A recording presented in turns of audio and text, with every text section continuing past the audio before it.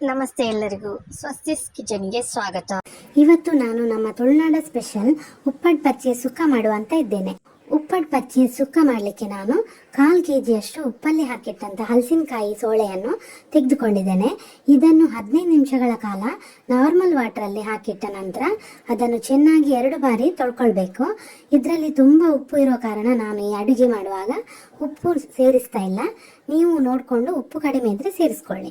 ಇದಕ್ಕೀಗ ನಾವು ಮಸಾಲೆಯನ್ನು ರೆಡಿ ಮಾಡ್ಕೊಳ್ಳೋಣ.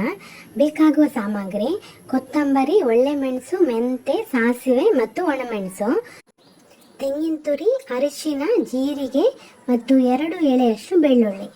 ಬಾಣಲಿಗೆ ಸ್ವಲ್ಪ ಎಣ್ಣೆ ಹಾಕಿ ಇದು ಬಿಸಿಯಾದ ನಂತರ ನಾವು ತೆಗೆದಿಟ್ಟಂತಹ ಮಸಾಲೆ ಪದಾರ್ಥಗಳನ್ನು ಹಾಕಿ ಚೆನ್ನಾಗಿ ಫ್ರೈ ಮಾಡಬೇಕು.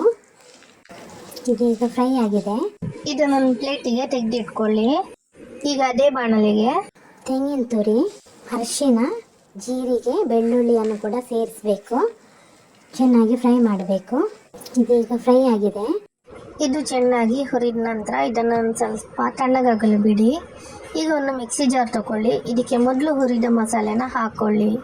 ಮಿಕ್ಸಿ ಜಾರಿಗೆ ಸ್ವಲ್ಪ ನೀರು ಹಾಕಿ ಚೆನ್ನಾಗಿ ರುಬ್ಕೊಳ್ಳಿ.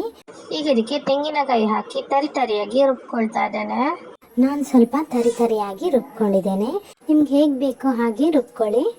ಈಗ ನಾನೊಂದು ಮಣ್ಣಿನ ಪಾತ್ರೆ ತಗೊಂಡಿದ್ದೇನೆ. ಅದಕ್ಕೆ ಸ್ವಲ್ಪ ಎಣ್ಣೆ ಹಾಕಿ ಜಜ್ಜಿದ ಬೆಳ್ಳುಳ್ಳಿಯನ್ನು ಹಾಕಿ, ಸಾಸಿವೆ, ಕರಿಬೇವು ಮತ್ತು ನೀರುಳ್ಳಿಯನ್ನು ಹಾಕಿ, ಕಟ್ ಮಾಡಿ ಇಟ್ಕೊಂಡಿರುವಂತಹ ಹಲಸಿನಕಾಯಿ ಸೋಳೆಯನ್ನು ಹಾಕಿ ಚೆನ್ನಾಗಿ ಮಿಕ್ಸ್ ಮಾಡಿ. ನಂತರ ಇದಕ್ಕೆ 1 ಗ್ಲಾಸ್ನಷ್ಟು ನೀರನ್ನು ಹಾಕಿ ಮುಚ್ಚಳ ಇಟ್ಟು ಬೇಯಿಸಿ. ಇದೀಗ ಬೆಂದಿದೆ. ಇದಕ್ಕೆ ನಾವು ಮಾಡಿಟ್ಕೊಂಡಿರೋಂತಹ ಮಸಾಲೆಯನ್ನು ಹಾಕಬೇಕು. ಹಾಕಿ ಚೆನ್ನಾಗಿ ಮಿಕ್ಸ್ ಮಾಡಿ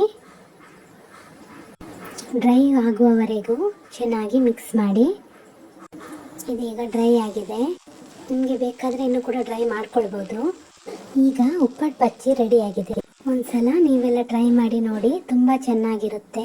ನಿಮಗೆ ಈ ವಿಡಿಯೋ ಇಷ್ಟ ಆದಲ್ಲಿ ಲೈಕ್ ಮಾಡಿ, ಶೇರ್ ಮಾಡಿ, ಹಾಗೆ ಕಮೆಂಟ್ ಮಾಡಿ ತಿಳಿಸಿ. ಹಾಗೆ ನನ್ನ ಚಾನಲ್ಗೆ ಸಬ್ಸ್ಕ್ರೈಬ್ ಮಾಡೋದನ್ನ ಮರಿಬೇಡಿ. ಮುಂದಿನ ವಿಡಿಯೋದಲ್ಲಿ ಸಿಗೋಣ. ಧನ್ಯವಾದಗಳು.